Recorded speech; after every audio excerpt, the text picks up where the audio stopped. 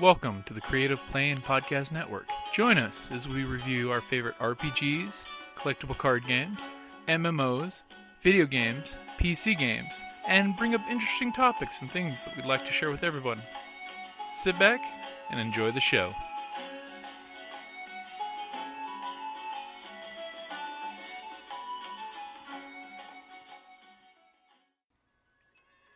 Hi, this is Kelly, aka Trixie from Ragnarok and Roll, a Scion to Ragnarok story, and Tilda Wimblewick from D&D Journey of the 5th Edition.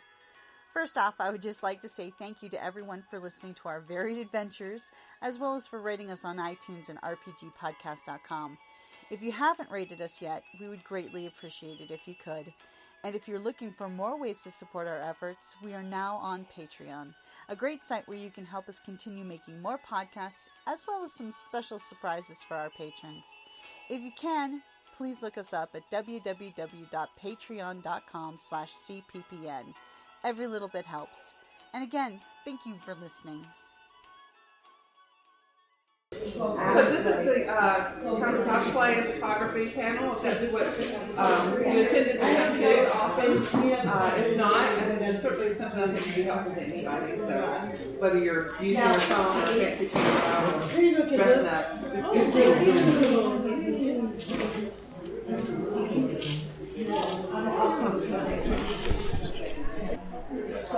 Isn't that funny that we don't wear watches like we used to? Going to immediately get a watch. New pocket watch. Especially in a steampunk setting. I think everyone would have watches.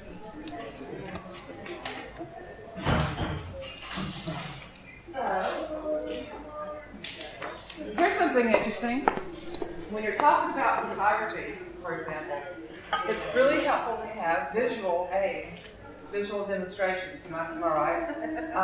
And so typically I have a laptop and projection capabilities to do this, and it's awesome. But I knew coming in that we wouldn't have that here. But that doesn't mean that we're all at sea. How many of you have a smartphone? Most of you, all of you. If you're okay with your data, what you can do is you can go online right now to www.costumeartist.com. And there's a gallery that accompanies this outline, and I'll give you the password, and you can access it. We can kind of use what's on your phone. You can see what we're talking about with each bit of. Yeah, I'm giving you a minute to do that. I have 4 children, and one is chronically ill, so I need to respond to this just very quickly. It's probably nothing. Can you repeat the website, please? The website? It's www.costumeartist.com. Costume artist is one word? Yes.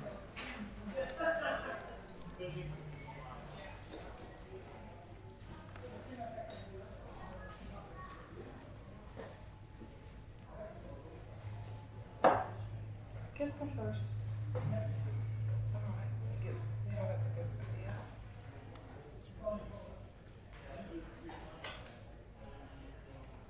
When you get there, there should be at the top of the page some options for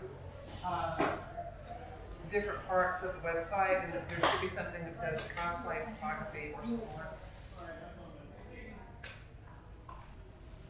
Click on that, it's going to ask you for a password. The password's Wild West.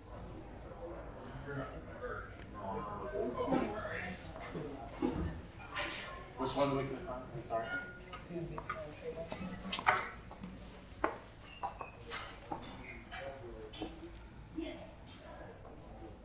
Is anybody there yet?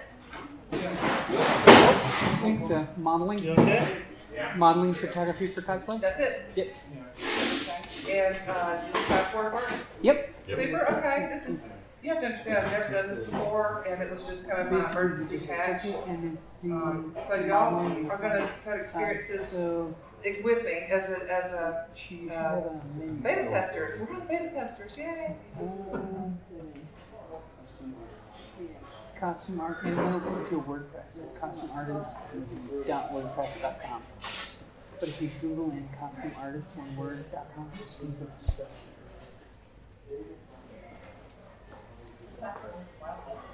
Yes. because it should look like this.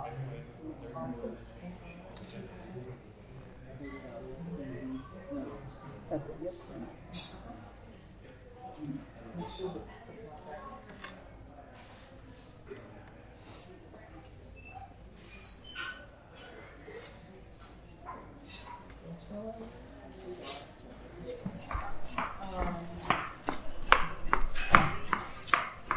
There's artist, IST is going to be I can't. Click on the little menu.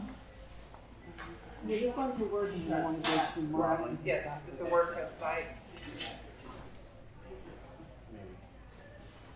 And then ask the password. One way. Has everybody gotten there yet? Anybody still trying to find it? It's costumeartist.com.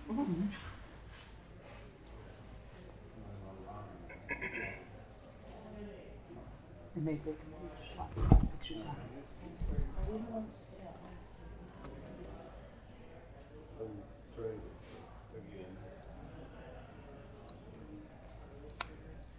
I apologize for the workaround, but it's better than me describing how the light's working here.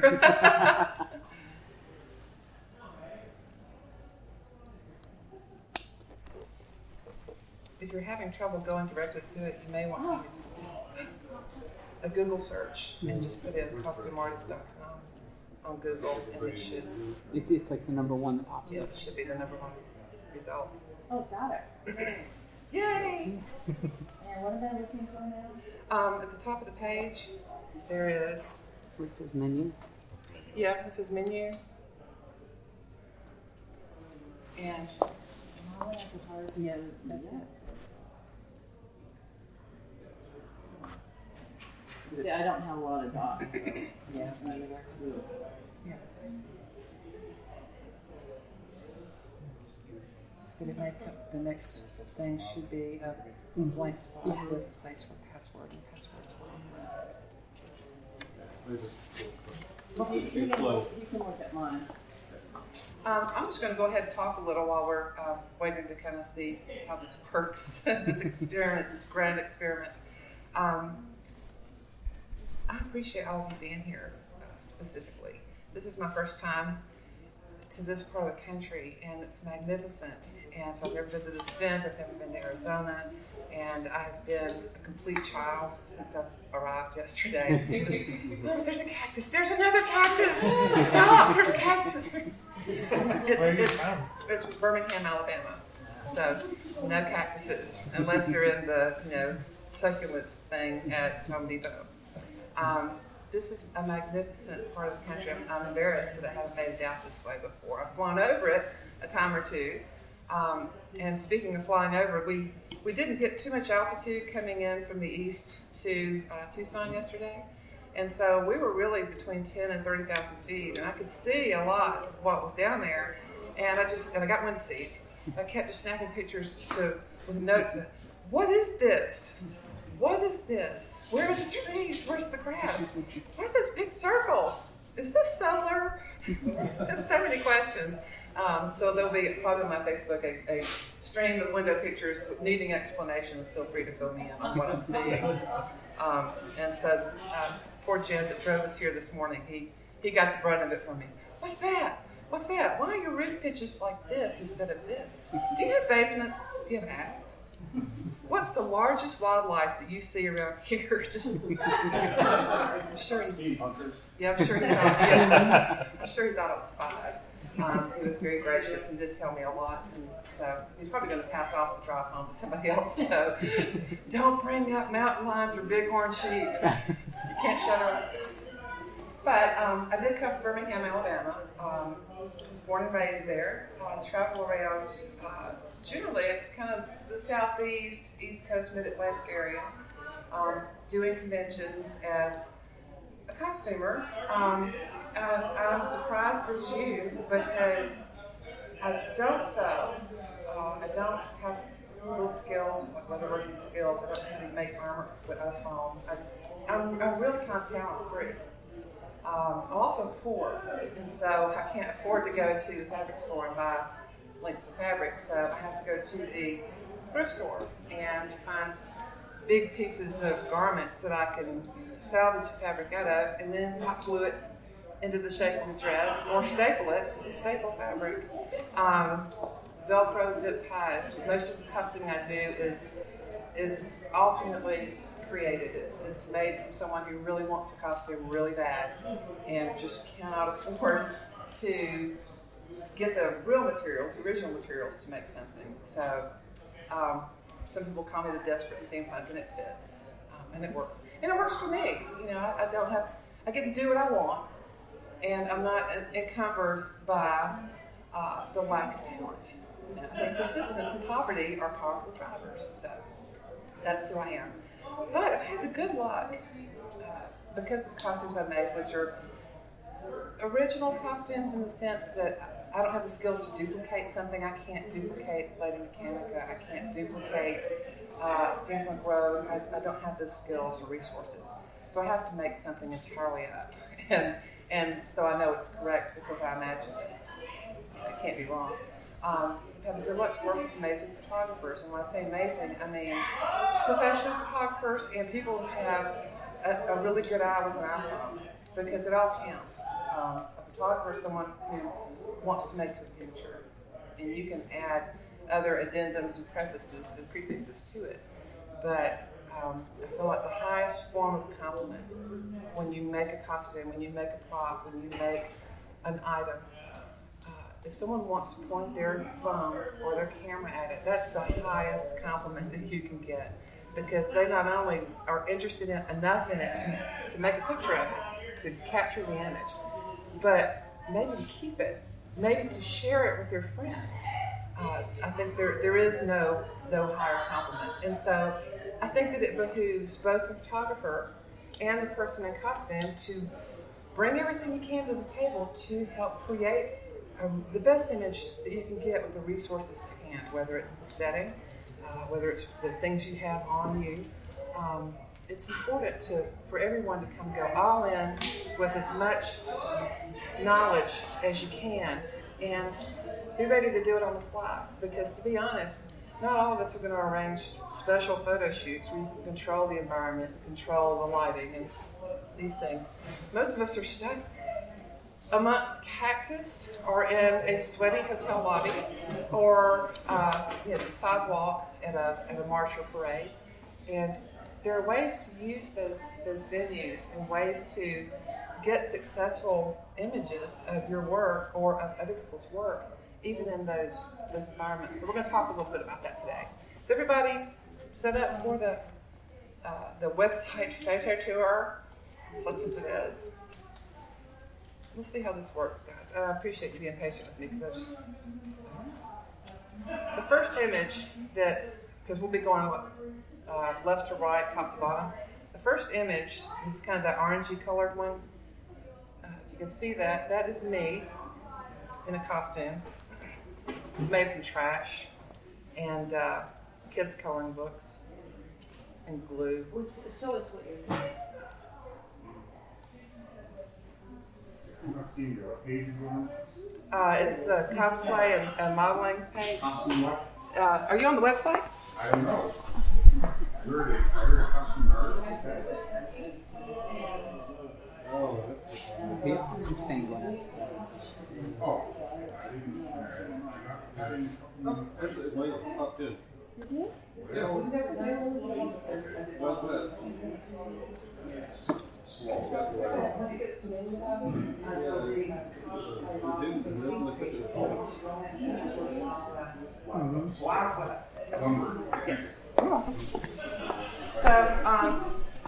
I just put that there because it's one of my favorite costume photos. This was at a photo shoot. This was not in a sweaty lobby. This is in a mining tunnel where I'm at in Birmingham in Sloss Furnace. But it is a good example of using the elements that are there. This costume is really tall. It's really colorful, and we kind of wanted to to show that off. And so the photographer picked that spot because he knew that tunnel would be interesting as a backdrop. He knew that the periodic light, overhead lights, would be interesting to help illuminate the headpiece. Is that a light in the ceiling? There is a light in the ceiling, Oh, that's cool. but the stained glass is actually on my head. But it's not stained glass, it's paper. It's paper. So once you have this image up, I think, yes, you can just swipe with your finger. This is going to be great. Oh, so tech challenged, you guys. I appreciate your patience. So I have an outline to speak from just to make sure that I don't forget things. And the first is really going to speak to the people who are wearing the costume, but it's important for photographers to be aware of this and perhaps ask these questions if you do have a one-on-one photo shoot with someone, because it will guide your request for certain images. The most important thing you can do is know your costume, know what it does, know if there are parts that aren't finished, parts you're not happy with, parts that you think are just, not there yet, because you can still wear that costume and you can hide it. And I'm just going to give you an example. What I'm wearing. I made this purse out of, this is a thrift store purse. It says Prada. Surely to God it's not, okay, because it was in the thrift store. Don't anybody tell me this is real, because I ruined a Prada. But I found 2 thrift store belts, and I thought, well, maybe if I could hook them onto this and then hook this interesting belt, I can make it crossbody and have this interesting purse, yet it's interesting here. And I need to hang it together with something that's not a zip tie.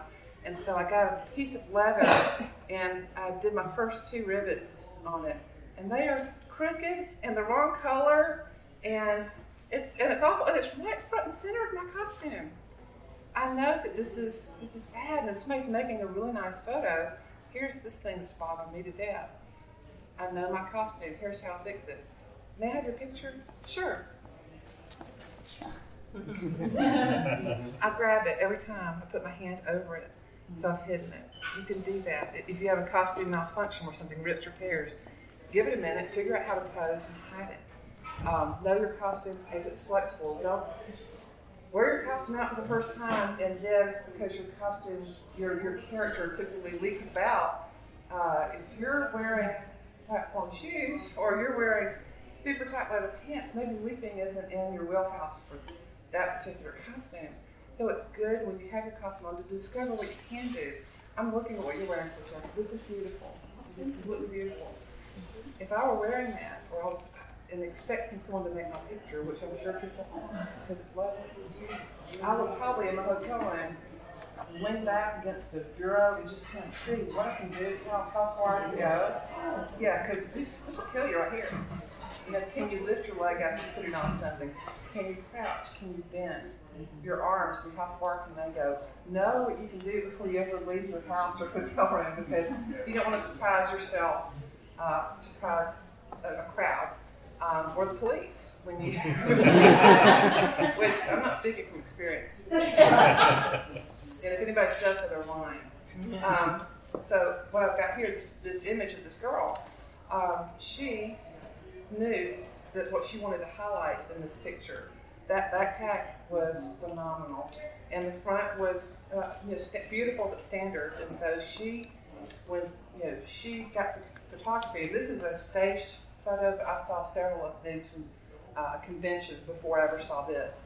And she knew to turn her backpack at an angle toward the camera and look over her shoulder, chin up, and do that because she knew her costume. She knew what worked well. She knew her goggles were turned to the side of the hat. So that's resolving in the image. Those are kind of the things you want to think about when you're trying to know your costume.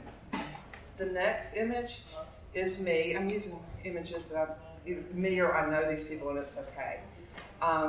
This is me, really proud of the glove and the arm piece, but it doesn't really show up in a lot of full costume images, so I want to put it forward and show it off. That's what you want to do. If you have the thing you like best about your costume, figure out how to show that off. You're a photographer, whether it's a professional, whether it's a kid with an iPhone, they're not going to know what you're most proud of. It's your job to show it to you. talk about flexibility and crouching. Seriously, I cannot recommend being careful with that enough. There's another image of me wearing bits of this costume, and I'm crouching. But I really took my time getting down because I'm old and I could break a hip. And these are railroad tracks, so there's a lot happening that needs to be taken into consideration. Actually, they're not active tracks, but I wanted to be really. I didn't attempt this before I left home, but I sure did take my time to kind of get down into it and thinking about it. And I'm not saying I got up with any grace, but now I know I can do that in this particular costume. And so maybe sometime I'll do this on a which it'll be interesting to try. I'll let you know, or my emergency contacts will. It could happen. Movement, you want to know how you can move in your costume, like can you walk quickly? Does it have a cape? Because that cape does not get any action unless you're kind of walking and giving it a little bit of guts to fluff it out. Or maybe your hat has a veil and it's going to be more interesting when the wind's blowing, but there's no wind. Can you spin around? How can you move? You want to know that before you wear your costume outside. Can you get out of the way of a moving car? Important. This girl right here, do you see the nurse, Silent Hill nurse? Switch to that yet? Mm-hmm. She's already dirty, so it was okay for her to really kind of get down on that rusty grate and crawl around. And she knew what she could do with this, and she knew it wouldn't matter. So that's okay. You don't want to attempt this as something nice that you've made, but you made something that's supposed to be dirty. Okay.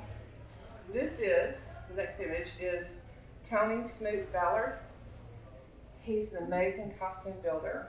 He's also like a martial arts instructor. So of course, this picture of him leaping over a railing, well, that's just showing off, but it's beautiful. I have a signed picture of him doing this because I've talked about it so many times being just a magnificent image. And in my mind, he just came down the stairs and just leapt over the rail and was just, completely swoon-worthy. So he came by my house. He's from Cincinnati. He came by my house last year, I guess, with some friends to shoot in Birmingham. And I said, hey, Tony, that picture I'm always talking about. So he just leapt over the rail and he looked at me and he said, No. Well, eventually. And I said, well, you mean you had to do it a couple of times? And he said it took 28. We did that 28 times before we got the one that worked. And I said, well, can I see the outtakes? And nobody will ever see the outtakes. So that took some work, but you can do that. Yeah, from the photographer's standpoint, for taking those type of shots, motorized drive is your friend. Yeah, I guess just what does it mean? I'm a photographer that means it goes. Okay. Yeah. See? I just spoke photography. It goes, plenty of it, and now you know, so it's not a secret. This next picture of a guy leaping from the steps of the cemetery tomb, that's James Atkins, and he's in a vampire hunter costume, and he also did a lot of leaping to kind of get this one image that worked. But he knew this costume could handle it, and the photographer was patient, and so those are things that it worked out. It's a good picture. I don't know why. Oh, I do. I don't know. I did this literally the night before I got on the plane, so it's a little shabby. This is a picture of me in a Darth Nihilus Star Wars costume. I can't really remember specifically why it's in here because the next subject is know your environment. And it's about choosing your background and not getting lost in it. For example, in this case, that red background is a really nice frame for an all-black costume. All-black costumes they're cool when we see them in comics because artists have a way of making the folds and the lines and the things work. Photography, not always, unless it's a very specific kind of photography. So it's important to work with the light and listen to a photographer when you're trying to shoot something like this. But if you're at a convention in all black, it's on you. You need to find the light colored wood, the open spaces, contrasting colors, and try to stand in front of those for the pictures. This is also me, and again, I apologize for too much me. This image, if you can see it with the blue background, that was made in the middle of a mob of 60,000 people. Literally, I could reach out and touch them on either side. So many people. But the photographer really wanted a picture, and he knew where he wanted to shoot it. And he said, there's a fountain, and I want you to just sit on the edge of the fountain. And it was dark. I thought, how is this getting the best picture here? But he could see what I couldn't, because I'm wearing a mask, I can't see very clearly at all. But he put me in front of a fountain, which has got a sheet of water coming back there, and just tightened it in just enough that you couldn't see the thousands of people literally in my armpits in this picture. So it taught me a lot about, yes, it would be nice to have a vista of mustard yellow behind me for this blue. That's not always going to be available, and it doesn't have to be huge. You know, if you can find just a little niche of color that contrasts what you're wearing and stand in front of it, that's entirely useful. The next image is kind of a mohawk thing in front of some peeling paint background, if you can see that. That's my Siri costume, and it's inside an old theater. And we were looking for ways to, it's got a lot of black, it's got a lot of dark, it's got these different, prickly elements, and it needed to be shot to get something very different. So the sky blue and the yellow was working, and the light helped. When you're wearing something that is like this color, this is gorgeous. If you are wearing that, you don't want to stand in front of, for instance, red, but you might use a color wheel and see what the opposite color is. And when you're going to an event, just kind of eyeball the hotel walls or the venue walls and see what's the complementary color to that. And on your spot, I'm going to talk about that in a minute, owning your spot, because it's important. You want to be aware of lighting where you are. It may make sense to stand under a spotlight, but really, not always. What it's going to do is shine down. It's going to make these lines show up here and here. And it's not always the best idea, but if you can stand behind it, or something like that's a spotlight, behind it a little to the side, and even if you can look at it a little bit, that's going to help. First of all, get your chin off the costume to show off what's happening here. You want to be the person who's aware of light. You don't always expect someone to be watching it for you. The person who has their iPhone. The person with the iPhone is blinded by your amazingness because they may never have seen steampunk before, and they're not thinking. And so it's your job to kind of think for them. They say, "Can I make your picture?" You say, "Sure."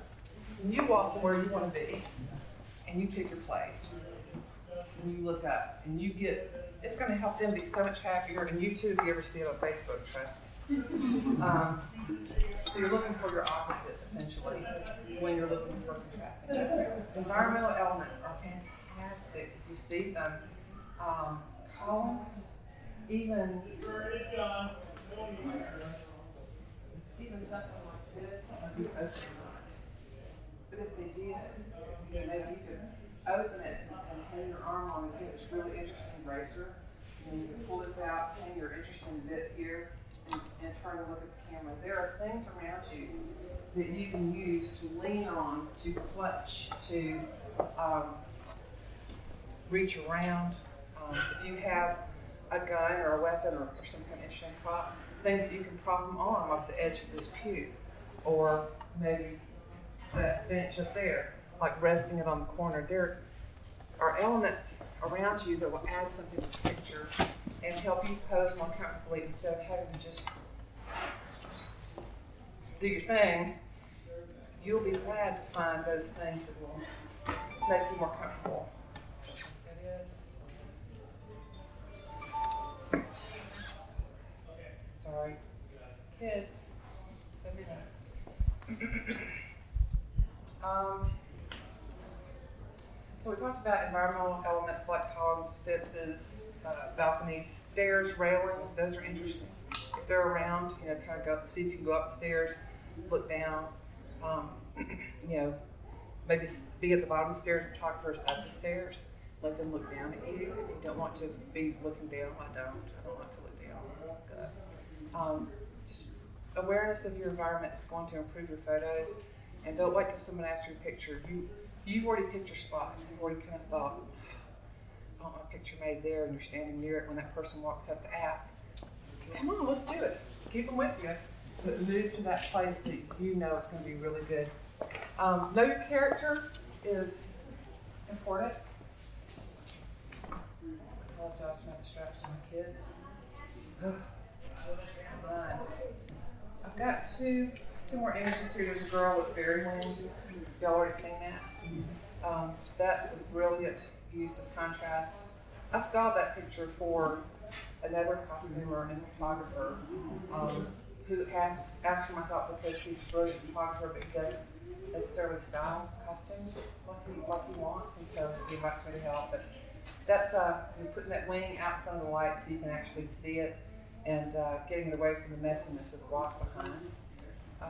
This is a friend of mine, Ryan. She's not necessarily in the costume, but she's really flexible. And so with this background of the kind of cross-hatched window, and she's leaning and hanging in it with kind of the S curve. It's an expression I think that professional models use. I don't, but it's something about like raising one shoulder and dropping the other and toward your hip. It's supposed to create a very interesting feminine shape. I'm trying it. It works sometimes. Sometimes I look like I've had too much to drink.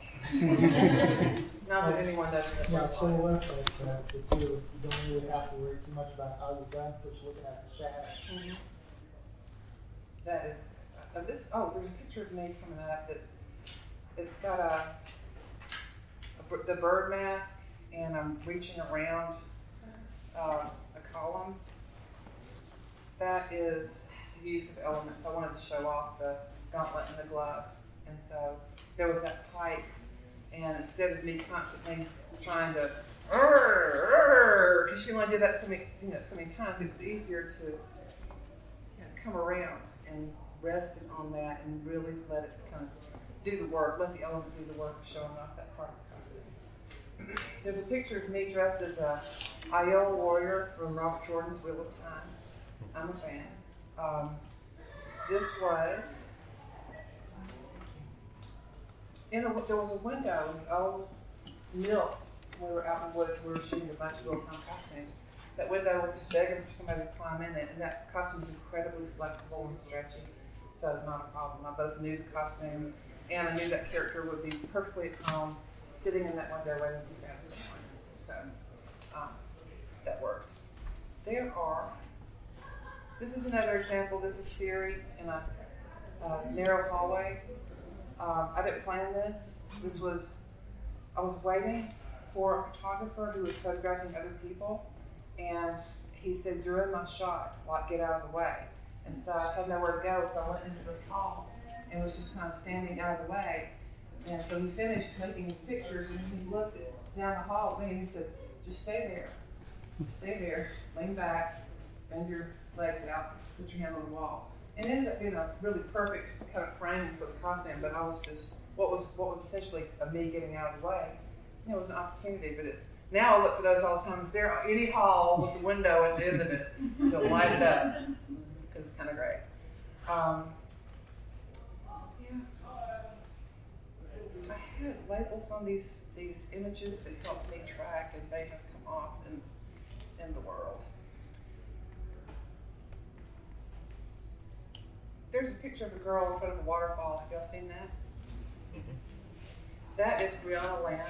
She's an actress in Atlanta and a costumer, and this is probably maybe Katniss Everdeen or Tomb Raider. I don't know which costume this is because I'm not sharp like that. But did she choose the perfect spot to pose for a costume that is not very elaborate, but it's clean and it's light and just popping up in that rock in front of the waterfall? That was her and the photographer both kind of looking at that and thinking, how can that work? And that's ideal to really show off what she's doing. There's a picture of a girl standing under a light at a convention with her wings. Can you see that? Where I said ordinarily you don't stand under a light. This works okay for her because it looks angelic and she looks like the light of heaven is kind of shining down on her face. And I saw this picture being taken, and this girl picked her spot. She was at DragonCon, which is a huge convention, plenty of people. I saw her stand there without photographers, but just stand there. But as people would come by and see her in that light, come make your picture, she knew. She had got her spot, and she knew how to look up, and so there were hundreds of people making pictures of her. She just stood there. Whether or not anyone was making a picture or not, she stood there. She staked out the spot, and it was super smart, worked out for her. So did this girl. This is Melissa Sauer in her, it's not Maria Finette, it's some other fancy name. Madame, yeah, that's it, thank you. I got the Madame right. This is her gown, and she wanted to make it available to photographers to shoot again at DragonCon. And she chose a lovely background and just some wooden doors with some interesting brass on them. But it worked for her costume. She chose her spot, and she just stood there. And I'm going to say this about being in a costume and choosing your spot. It's not necessarily comfortable to know you've got a costume. Not everybody in the world's going to want a picture of it, but some people will. But to act like you're posing like the painted man, the living statue, it's not really like that. It's okay to just find a place and just be there if it's a good place for your costume to be photographed. But it will feel a little uncomfortable when nobody's walking by and nobody's pointing a phone or a camera at you. You might feel a little silly for a minute, but it's worth it. I feel silly when I do it, but I do it. Just kind of stand there and look around, check the phone, do whatever, but I've got a perfect spot to show the best parts of my costume, and then people start to come, and I can get a picture. I'm ready, I've got the spot, and there it is. So you will feel that discomfort. I found too that if you find or stumble upon an extraordinary spot for your costume, and one person takes a picture, and then you may find when people come, all of a sudden there's a lot of pictures being taken, because people, they may not know consciously, but unconsciously they know when a beautiful picture and costume is happening. They do. And it draws them to you. It does, and it draws other people. If people see pictures being made, like, what are they making a picture of? Well, I'm going to make that picture too. Also, too, if somebody's shooting you with one of these, you'll attract the selfie, as well as other people. I've seen that happen for sure. We talked about knowing the character. There's a picture of me staking out a spot. Yes, that wearing that stained glass costume outside the elevators at the Marriott Marquis in Atlanta, and it's out of the way. That's important if you're at a crowded event. To not stake out a spot that's in the way, because you'll damage your karma real bad. Because people will hate you for blocking traffic, for getting in their way, for holding things up. If you're going to stake out a spot, it needs to be on the periphery, on the edges, or even slightly off site from the convention if it's something you've planned or scheduled. This is a dead end, so I'm entirely out of the way. And if someone stopped making a picture, they were not blocking an elevator or other people's right to walk. So my karma was intact that day. And the pictures were kind of awesome. They turned out good. All that I saw on Facebook after the con were good because I thought I chose the right space. We'll talk about props for a minute because this is a little bit of a pet peeve for a lot, well, not just me, but mostly me. Weapons, guns, rifles, swords, poles, any long weapon.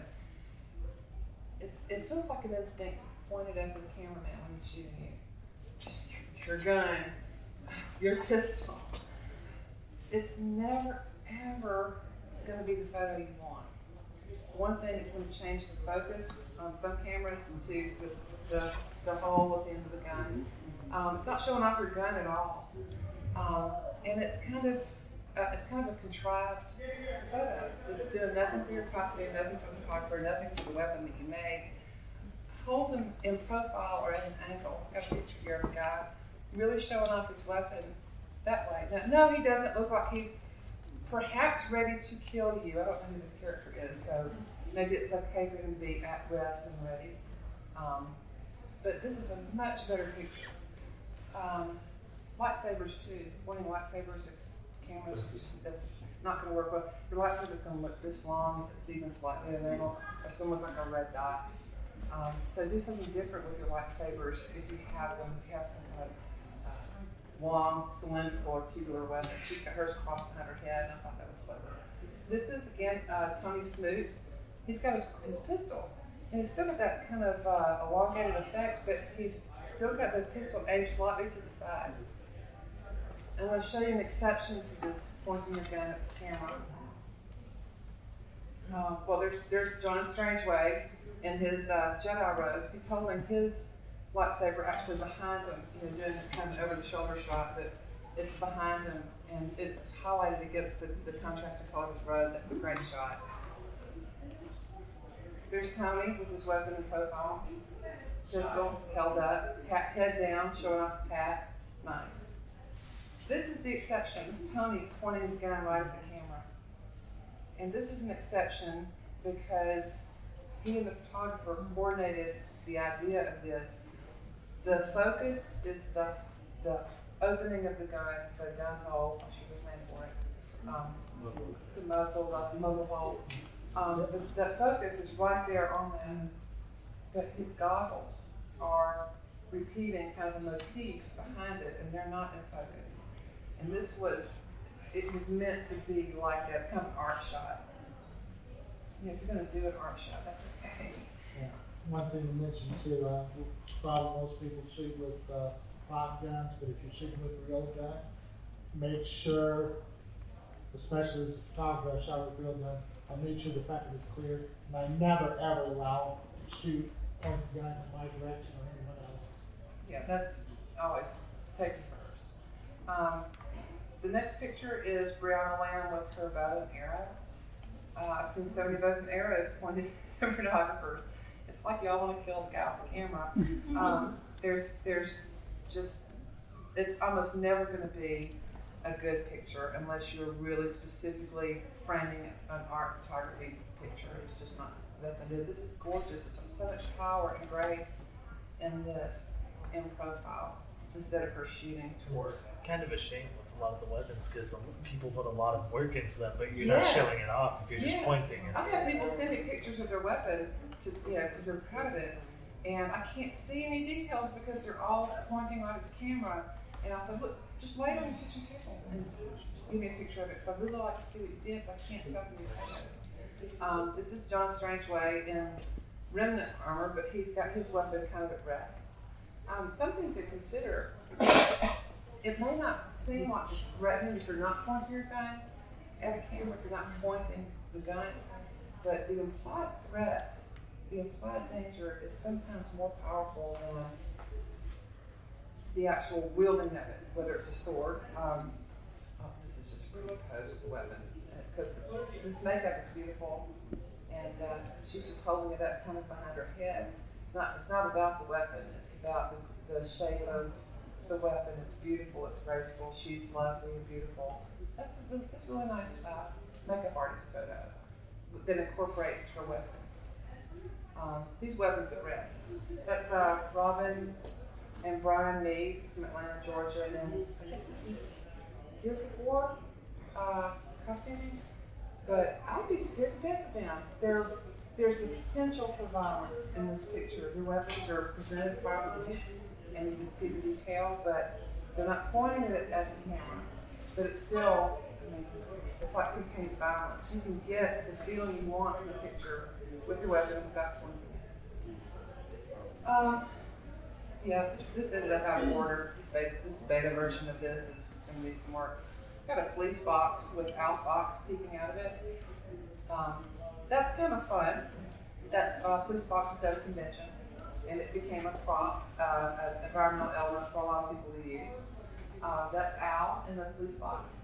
That's my son in the police box in an alien costume. That was fun. They both chose to use that. Something else about, we talked about the pointing of the weapons. Awareness of your body and your eyes it gets forgotten. when people ask to make a picture, very often you look at them and you smile or you scowl, whatever it is you're doing. That's not always the best thing to do. I think that you'll find when someone's making your picture, especially if they've got a camera, what you call that when it goes?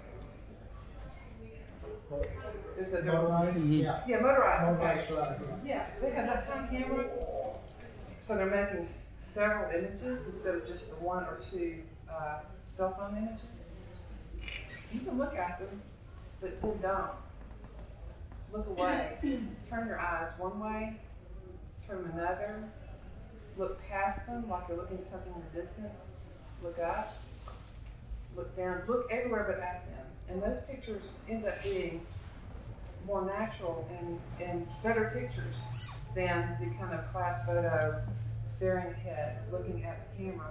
Give them one eye contact, but after that, shoot your eyes a little bit. It'll help with flash issues. Sometimes people still, using a flash when they don't need to.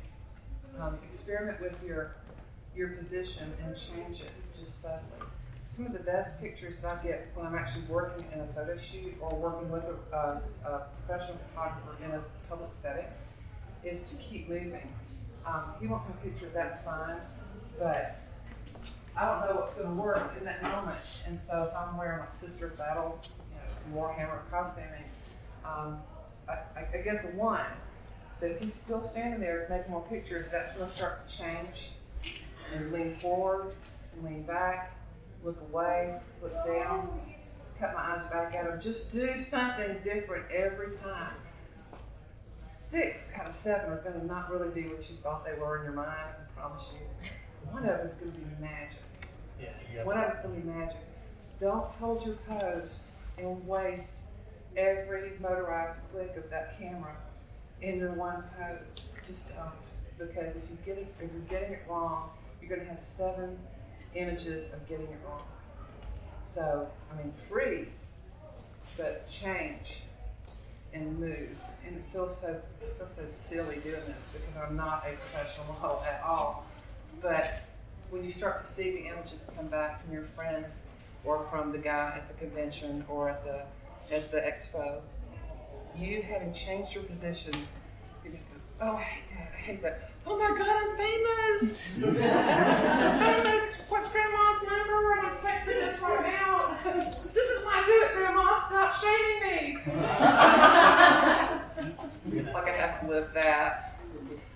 So the small moves and multiple frames are really important. That's probably the one thing that I've shared to personally and in panels that people come back and say, oh my God, here's my photo set that I did, and I did the thing with the eyes and the look away and the turn your head, and I get it now because they have been booking time with photographers, sometimes professional, sometimes just amateurs who wanted portfolio stuff, but they did that. I want a picture, they have in their mind the picture they want is them, at the bow of the Titanic sort of thing, and so they made probably 20 of that. And none of them really worked out very well. But if they went up on the bow of the Titanic and they made 2 or 3 of that, and then they made some leaning back, then they made some one-handed, and they made some looking away, and then they let go and then they fell. So yeah. That's what you want. Also, not speaking from experience. Some of us in steampunk have personas. We actually create a character. An adventurer or a villain or a hero or a questionable character. Only you know. Unless you have a sign that says I am, Madam whoever that did this thing and I'm very scary, dangerous. You know your persona. And it's okay to demonstrate that in the photography that you're making. If you're a villain, just be a villain in the picture. Give them just a stink eye as hard as you can. Smear, don't spit. But do the things, or if you're a flirt with the camera. Go ahead, wink if you can. I hardly blink in this context. But do the things that your character would do. And I think that you'll be happier with the picture. And specifically the steampunk, because persona is an important part of a lot of the costumes. I want to talk very quickly how we all kind of Okay. Talk about actual planning of a photo shoot from for everyone involved, photographer and the photographer of the subject. You need to, if you're planning a shoot with someone, and I'm just going to say you're planning with a nice camera all the way up to a professional, expensive, that's how he makes his living and is famous for it, photographer. As a cosplayer, very often people will approach you and say, I'd love to shoot your work. I'd love to get pictures of your costume. And that's a compliment. And receive it as such. But don't say okay until you know more about the person asking you the question. Do you have a card? Do you have a website? Just, you don't have to say yes just to get good pictures. You need to get information first. And that is true as well with the photographer. If a cosplayer comes up to you and says, I really want you to shoot my stuff, well, you need to know shoot her age. And you need to make sure that you've got other people around to avoid accusations.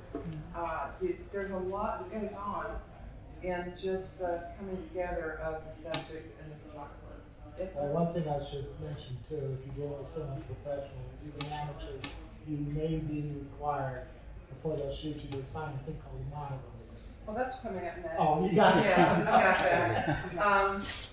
But that's just where just contact between the two. Don't just say yes, but give yourself a call, get the contact information, and both of you do a little research, because there have been things that come up in this community that are unfortunate and disappointing. Even just the images sometimes be disappointing. Sometimes someone will want you to completely gear up on your stuff, and you go look at their costume photography, and they are very much in the beginning stages of learning how to turn the camera on. And you want to encourage them. And so in that case, don't be discouraging, but say, you know what? I only put this on mostly for conventions. Go attend Wild West Con, and I'll meet you for a little bit on site, and we'll do that. But to be expected to put on all of your stuff and do all the hard work for someone who barely knows one end of their camera and drive to a site and sign a release, because they do have to put out a release. Just know what you're getting into. And if you feel like the reward, the benefit is good to both of you, then pursue that, but protect yourself and protect your time and your energy. You want to know about contracts. Sometimes you will have a model release or a contract for you to sign. Read it and pay attention to it. In my case, when I sign these releases with certain photographers, I make a deal with them. I don't sell anything. I don't make costumes to sell. I don't sell pictures of me. I'm doing this to please me. It pleases me. And so I have no interest in making money off of what I do. As a matter of fact, when pictures of me are published in books, I give the royalties to the photographers and sign them over. Because it's their work that made this Chevy look like that. And I'm just glad that it's recorded for my grandkids. So one day I can say, I was at one point cool. Or interesting. I was interesting. There's pretty clear in the book. But the releases I sign grant me the use of the images in any way that I want. He doesn't own the images, but he can use them any way he wants. I don't use them for anything except putting them in these little photo sets like I have here today. Put them on my website, put them on Facebook. And that's all I'm using these images for. I'm not going to sell them.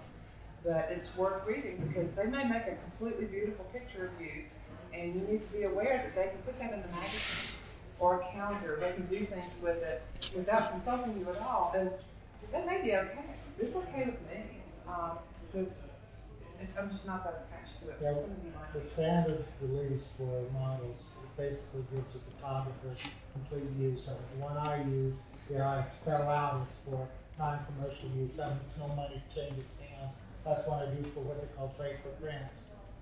One other thing too, about who owns the photo. The person who owns the photo is not used as a model, but it's a photographer. The person that presses that button, he owns a copyright, and that does not change. The photo contracts was removed for release, use of image, access. You want to just confirm what kind of access you have to their images. Something else I do with photographers I work with is I ask them not to release them on their Facebook page until I have gone through, because I know what my costume is supposed to look like, and if there's a glaring problem with it that the photographer doesn't see, because he loves the look of it. I like to go back and say, between these two, can we use this one? Here's why. And we talk about it. I have a really good relationship with the photographers I work with, because it's a conversation. It's not just me taking from them or them taking from me. Thanking the people that make your picture is super important.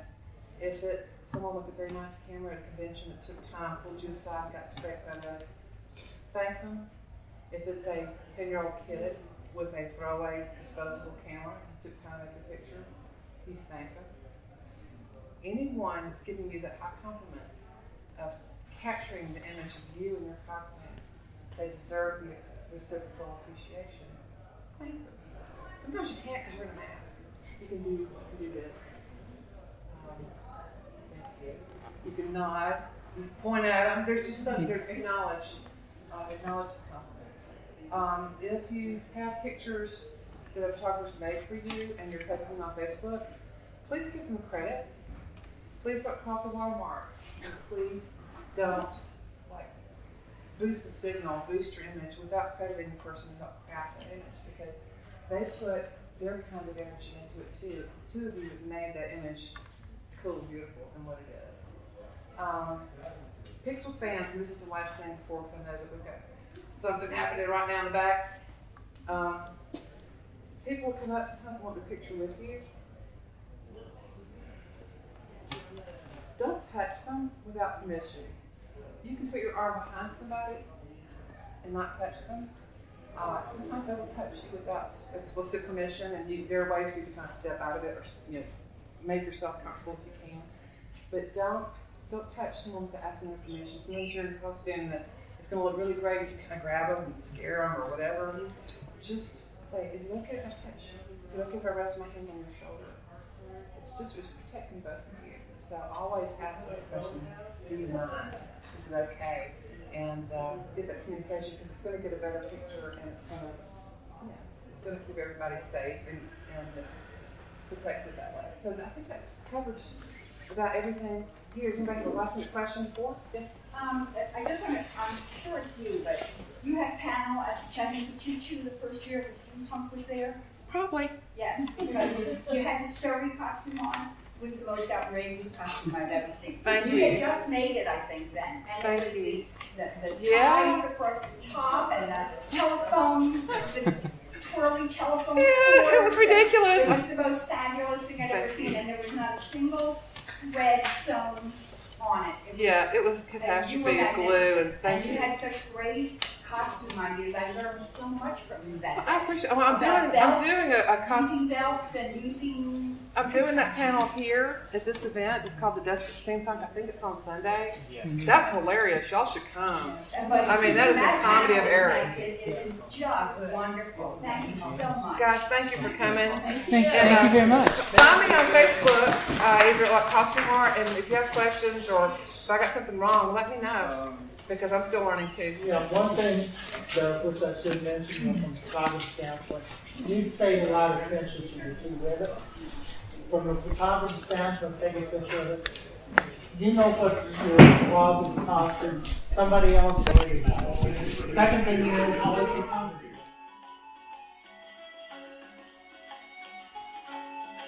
Thank you for listening to the Creative Play and Podcast Network. And feel free to enjoy our other shows, such as D&D Journey of the 5th Edition and Scion Ragnarok and Roll, a Scion hero to Ragnarok story. Thank you for listening.